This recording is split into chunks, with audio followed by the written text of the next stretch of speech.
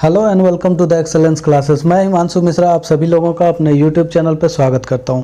दोस्तों, जैसा कि आप सभी लोगों को पता है, अभी CCRS की तैयारी पूरे जोरों शोरों से चल रही है, तो सभी लोग इस चैनल को विज़िट कर ही रहे हैं। साथ ही साथ अभी CHSL एग्ज़ाम होने वाला है, तो उसके रिलेटेड भी नई नई वीडियो, नई नई जानकारियाँ आप लोगों को मिलने ही वाली है। और जितने भी वीडियो अपलोड किए जा रहे हैं वो जितने भी तरह के गवर्नमेंट एग्ज़ाम होते हैं उन सब के लिए बहुत ही फ़ायदेमंद साबित हो सकती है। इसीलिए आप लोग अगर नए चैनल पर विज़िट कर रहे हैं तो उसे सब्सक्राइब ज़रूर करें। और चलिए चलते हैं आज के पहले प्रश्न के तरफ। और हमारा आज का पहला प्रश्न है, 1857 के स्वतंत्रता संग्राम में इलाहाबाद में विद्रोह को दबाने के श्रेय किस अंग्रेज अधिकारी को मिला था? जिसके ऑप्शन दिए गए हैं colonel Neill, major William Taylor, Vincent Eyre और कैंपबेल। तो इसका आंसर क्या हो जाएगा? इसका आंसर हो जाएगा कर्नल नील। और अगर यहाँ से भारतीय नेता की बात करें तो इलाहाबाद से जो भारतीय नेता थे वो थे लियाकत अली। वहीं अगर विलियम टेलर और विंसेंट आयर की बात करें तो ये दोनों जगदीशपुर में अंग्रेज़ों का प्रतिनिधित्व कर रहे थे, जहाँ से भारतीय नेता थे कुंवर सिंह। और कैंपबेल जो थे वो कानपुर और लखनऊ से अंग्रेज़ों का नेतृत्व कर रहे थे।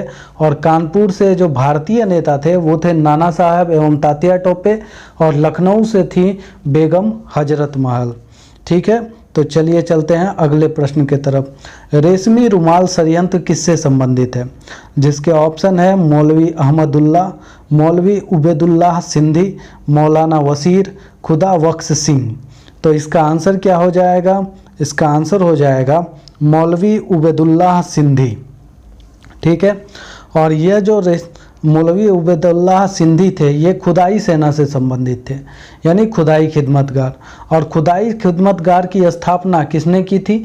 तो वो की थी खान अब्दुल गफ्फार खान ने। ठीक है, अब अगले प्रश्न को देखिए। निम्नलिखित में से कौन सा उद्यान राष्ट्रीय उद्यान यहाँ पे छूट गया है? आप लोग ध्यान से लगा लीजिएगा, राष्ट्रीय उद्यान होना चाहिए, नेशनल पार्क एवं राज्य सही सुमेलित है। जिसके ऑप्शन दिए गए हैं बांदीपुर तमिलनाडु, दम्फा असम, बांधवगढ़ छत्तीसगढ़, बुक्सा पश्चिम बंगाल। तो इसका जो सही मैच किया हुआ है वो है बुक्सा पश्चिम बंगाल। वहीं अगर बांदीपुर की बात की जाए तो यह कर्नाटक में है, डम्फा की बात की जाए तो यह मिजोरम में है, बांधवगढ़ की बात की जाए तो यह मध्य प्रदेश में है। ठीक है, इसके बाद हमारा अगला प्रश्न है, फ्रांस एवं जर्मनी के बीच के अंतर्राष्ट्रीय रेखा क्या कहलाती है? जिसके ऑप्शन है रेडक्लिफ रेखा, हिंडनबर्ग रेखा, मैगिनॉट रेखा, डुरंड रेखा। तो इसका आंसर क्या होगा? वो हो जाएगा मैगिनॉट रेखा। अगर रेडक्लिफ की बात करते हैं तो यह भारत एवं पाकिस्तान के बीच की अंतर्राष्ट्रीय रेखा है। हिंडनबर्ग की बात करें तो यह जर्मनी और पोलैंड के बीच की रेखा है। अगर डुरंड लाइन की बात करें तो यह पाकिस्तान एवं अफगानिस्तान के बीच की रेखा है। ठीक है, अब अगले प्रश्न को देखिए। हाल ही में किस देश के मध्य संप्रीति 2020 सैन्य अभ्यास का आयोजन किया गया? जिसके ऑप्शन दिए गए हैं भारत नेपाल, भारत बांग्लादेश, भारत मालदीव, भारत श्रीलंका। तो इसका आंसर क्या होगा? वो हो जाएगा भारत बांग्लादेश। और भारत बांग्लादेश के बीच में यह सैन्य अभ्यास जो है वो 3 फरवरी से 16 फरवरी 2020 के बीच आयोजन किया गया था। और इसका आयोजन कहाँ हुआ था? तो वो हुआ था मेघालय के उमरोऊ में। ठीक है, और भारत एवं बांग्लादेश के बीच यह जो संप्रीति थी वह थल सेना का युद्ध अभ्यास था, यानी आर्मी का युद्ध अभ्यास था। और भारत बांग्लादेश के बीच एक नौसेना का युद्ध अभ्यास भी हुआ है जिसे बोंगा सागर कहा जाता है। ठीक है, और भारत एवं श्रीलंका के बीच जो युद्ध अभ्यास हुआ है उसका नाम स्लाइनेक्स है।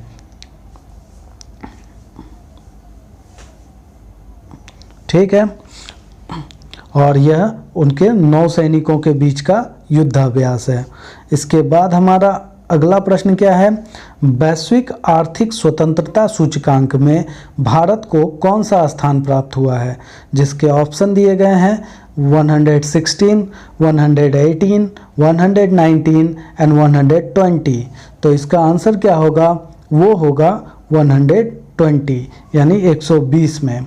और यह जो सूचकांक है यानी वैश्विक आर्थिक स्वतंत्रता सूचकांक, यह किसके द्वारा प्रदर्शित किया जाता है?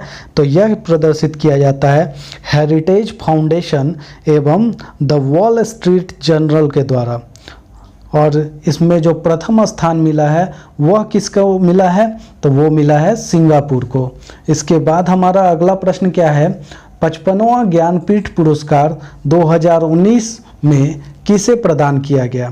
जिसके ऑप्शन है लीलाधर जागुरी, अमिताभ घोष, के शिवा रेड्डी, अकितम अच्युतम। तो इसका आंसर क्या हो जाएगा? इसका आंसर होगा अकितम अच्युतम को। ये एक मलयाली कवि हैं और उन्हें 55वां ज्ञानपीठ पुरस्कार दिया गया है। वहीं अगर लीलाधर जागुरी की बात करें तो इन्हें 2018 का व्यास सम्मान मिला है। और यह किस लिए मिला था? तो उनकी एक कविता संग्रह थी जितने लोग उतने प्रेम, उसके लिए उन्हें 2018 का व्यास सम्मान दिया गया है। वहीं अगर अमिताभ घोष की बात करें तो इन्हें 2018 का ज्ञानपीठ पुरस्कार मिला था। वो कौन सी भाषा के लिए मिला था? तो अंग्रेजी भाषा के लिए मिला था। और के शिवा रेड्डी की बात करें तो उन्हें 2018 का सरस्वती सम्मान दिया गया था। ठीक है, अगर ये सभी जानकारियाँ आप लोगों की को अच्छी लग रही हो, आप अगर हमारे चैनल पे नए विजिट कर रहे हो तो हमारे चैनल को सब्सक्राइब जरूर करें। ठीक है, अब अगले प्रश्न को देख लीजिए। निम्नलिखित में से किस योजना के आधार पर संविधान सभा का गठन हुआ? जिसके ऑप्शन है कैबिनेट मिशन, क्रिप्स मिशन, ली कमीशन, हंटर आयोग। तो इसका आंसर क्या हो जाएगा? इसका आंसर होगा कैबिनेट मिशन। और यह कैबिनेट मिशन कब आया था? तो ये आया था 1946 में। वहीं अगर क्रिप्स मिशन की बात करें तो यह आया था 1942 में। और जो हंटर आयोग है यह एक तरह का शिक्षा से रिलेटेड था, इसे शिक्षा आयोग भी कहा जाता है, जो कि 1882 में आए लॉर्ड रिपन के द्वारा प्रस्तुत किया गया था।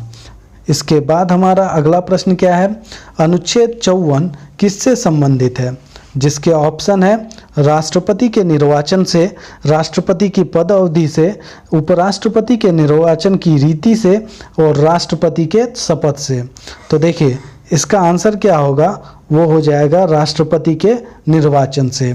और राष्ट्रपति के बारे में थोड़ी सी जानकारी और ले लेते हैं। तो राष्ट्रपति जो होता है वो देश का संवैधानिक प्रधान होता है।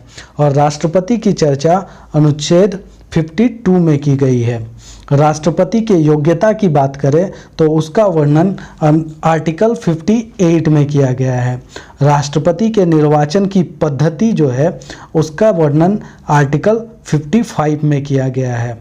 वहीं अगर राष्ट्रपति पे महाभियोग के वर्णन की बात करें तो उसका आर्टिकल 61 में किया गया है। इसके बाद हमारा अगला प्रश्न है प्रधानमंत्री किसान संपदा योजना का मुख्य उद्देश्य क्या है? जिसके ऑप्शन है कृषि उत्पादन में वृद्धि, आसान कृषि ऋण और खाद्य प्रसंस्करण को बढ़ावा देना, किसानों को प्रशिक्षण। तो इसका आंसर क्या होगा? वो हो जाएगा खाद्य प्रसंस्करण को बढ़ावा देना। इसके बाद हमारा अगला प्रश्न क्या है? सिजदा और पेबोस प्रथा की शुरुआत निम्न में से किसने की? जिसके ऑप्शन है इल्तुतमिश, बलबन, महमूद गजनबी, अकबर। तो इसका आंसर क्या हो जाएगा? इसका आंसर होगा बलबन। और बलबन की अगर बात करें तो बलबन ने अपनी पुत्री का विवाह नसीरुद्दीन महमूद से किया था, जो कि गुलाम वंश से रिलेटेड था। और यह जो नसीरुद्दीन महमूद था वो ऐसा सुल्तान था जो टोपी सीकर अपना जीवन निर्वाह करता था, यानी वो टोपी सीकर जो पैसा कमाता था उसी से अपना जीवन चलाता था। और बलबन के बारे में और जानकारी प्राप्त करें तो बलबन ने क्या किया था? पारसी का त्यौहार जो नवरोज है उसको भी प्रारंभ किया था। और बलबन अपने विरोधियों के प्रति हमेशा लोह एवं रक्त की नीति का पालन करता था। इसके बाद हमारा अगला प्रश्न है, दिल्ली सल्तनत के सभी सुल्तानों में सर्वाधिक समय तक शासन निम्नलिखित में से किसने किया? जिसके ऑप्शन है बहलोल लोदी, अलाउद्दीन खिलजी, फिरोज शाह तुगलक, मोहम्मद बिन तुगलक। इसका आंसर हो जाएगा बहलोल लोदी। बहलोल लोदी जो था वो लोदी वंश का संस्थापक था और यह 1451 यानी 1451 में गद्दी पर बैठा था और 1489 तक गद्दी पर रहा, अपने राज्य पर रहा। और यह जो बहलोल लोदी था वो दिल्ली में बहलोल शाह गाजी की उपाधि से गद्दी पर बैठा था। वो अपने सरदारों को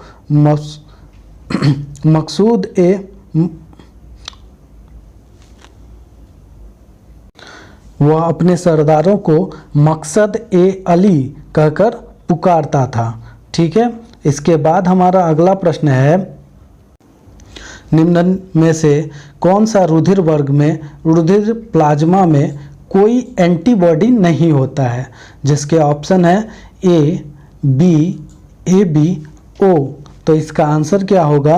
वो हो जाएगा ए बी। ठीक है, ए बी ऐसा ब्लड ग्रुप है जिसमें कोई भी एंटीबॉडी नहीं होता है।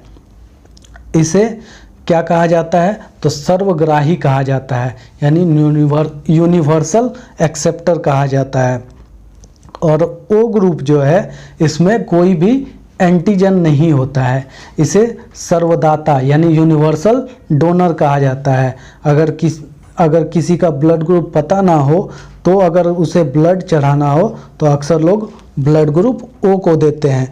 वहीं अगर ए बी ग्रुप का पता हो और उसके रिलेटेड कोई ब्लड ग्रुप नहीं मिल रहा है, ए बी नहीं मिल रहा है, तो उसे कोई भी ग्रुप का ब्लड दे दिया जाता है।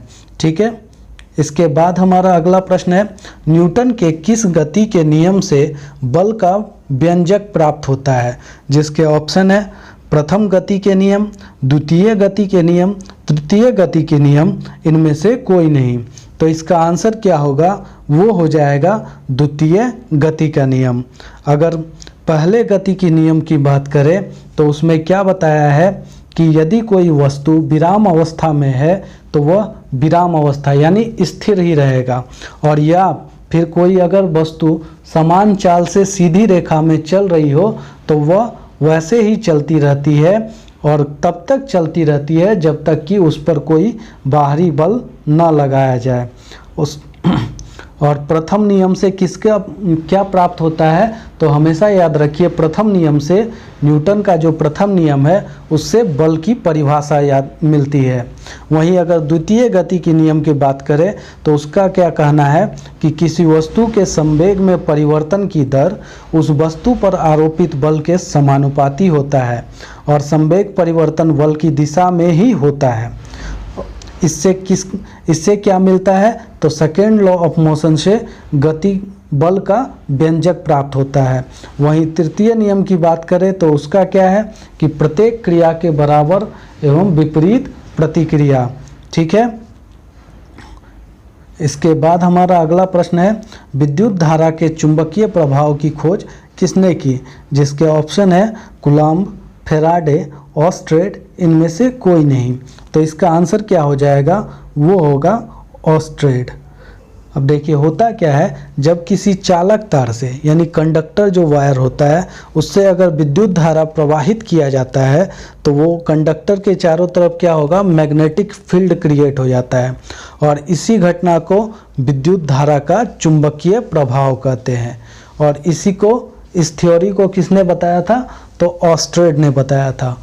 वहीं अगर विद्युत धारा के एसआई इकाई की बात करें, एसआई यूनिट की बात करें तो वो क्या होता है? वो होता है एम्पियर। इसके बाद हमारा अगला प्रश्न क्या है कि निम्न में से किस तत्व का सर्वाधिक समस्थानिक होता है? जिसके ऑप्शन है लिथियम, ऑक्सीजन, यूरेनियम, पोलिनियम। तो इसका आंसर क्या होगा? वो हो जाएगा पोलिनियम। पोलिनियम जो है यह एक रेडियो एक्टिव यानी रेडियो एक्टिव एवं अस्थाई होता है।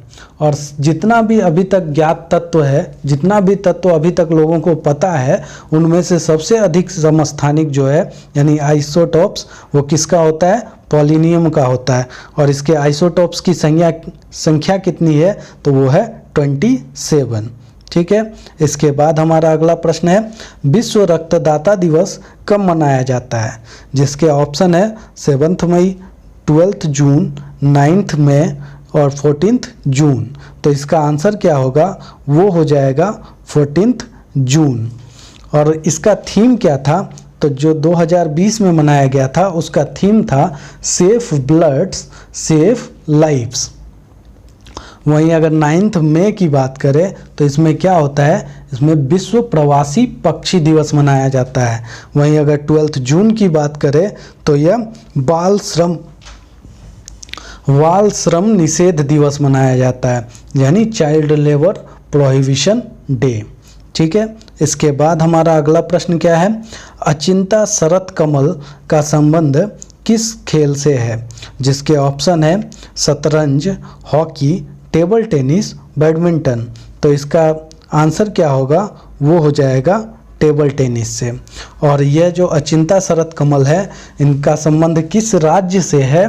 तो वो है तमिलनाडु राज्य से।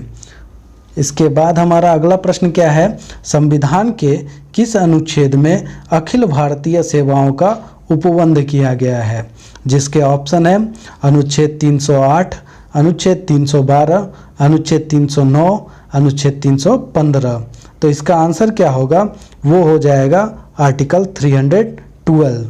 और जितने भी अखिल भारतीय सेवाएं हैं उन सभी लोगों की नियुक्ति यानी अपॉइंटमेंट कौन करता है? तो वो करते हैं राष्ट्रपति। और इसके अंदर में कौन कौन सी सर्विसेज आती है? तो वो आती है प्रशासनिक सेवा यानी Indian administrative service, Indian police service और इंडियन फॉरेन सर्विस। ठीक है। इसके बाद हमारा अगला प्रश्न है, लेफ्टिनेंट शिवांगी स्वरूप किससे संबंधित है? जिसके ऑप्शन है वायुसेना, थल सेना, नौसेना, सशस्त्र सीमा बल। तो इसका आंसर क्या होगा? वो हो जाएगा भारतीय नौसेना। और ये जो लेफ्टिनेंट शिवांगी स्वरूप हैं, ये भारतीय नौसेना की पहली महिला लेफ्टिनेंट पायलट हैं जो बिहार के मुजफ्फरपुर ज़िले से बिलोंग करती हैं। इसके बाद हमारा अगला प्रश्न है, किस भाषा को दिसंबर 2019 में राज्यसभा में पहली बार बोला गया? जिसके ऑप्शन है सिंधी, बोडो, संथाली, नेपाली। तो इसका आंसर क्या होगा? वो हो जाएगा संथाली भाषा। और संथाली भाषा को हमारे संविधान में कब जोड़ा गया था? तो वो जोड़ा गया था 92nd अमेंडमेंट यानी 92वां संशोधन 2003 में 8वीं अनुसूची में इसे जोड़ा गया था। और उस समय में और भी 3 भाषाएं जोड़ी गई थी संथाली के अलावा। तो वो कौन सी भाषाएं थी? वो थी बोडो, डोगरी, मैथिली और इसी के साथ एक भाषा थी संथाली। और यह संथाली भाषा का प्रयोग बीजेडी के सदस्य सरोजनी हेम्ब्रम ने शून्यकाल के दौरान किया था। ठीक है। आज के लिए बस इतना ही। कल फिर नई वीडियो के साथ पुनः आप लोगों के सामने उपस्थित होंगे। तब तक के लिए धन्यवाद।